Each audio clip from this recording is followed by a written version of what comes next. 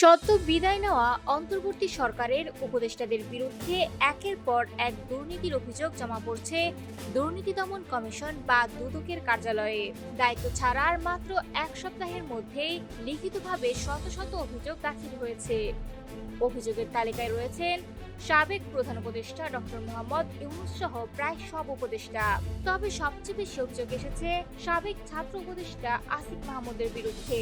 দুদকের একটি দায়িত্বশীল সূত্র জানায়, আসিফ মাহমুদের বিরুদ্ধে প্রায় 1000 কোটি টাকার দুর্নীতির অভিযোগ রয়েছে।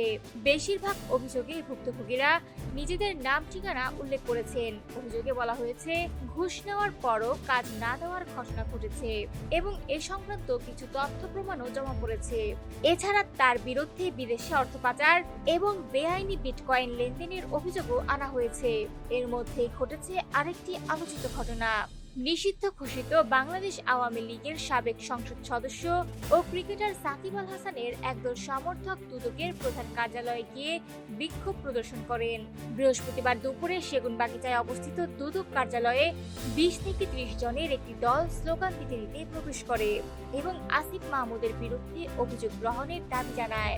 দুদকের এক কর্মকর্তার নাম প্রকাশ না করার শর্তে জানান, হট্টগোল ও চাপের মুখে সংশ্লিষ্ট বিভাগ অভিযোগটি গ্রহণ করতে বাধ্য হয়। তবে তিনি স্পষ্ট করে বলেন, কোনো অভিযোগ জমা পড়লেই তার সরাসরি তদন্ত বা মামলায় রূপ নেয় না।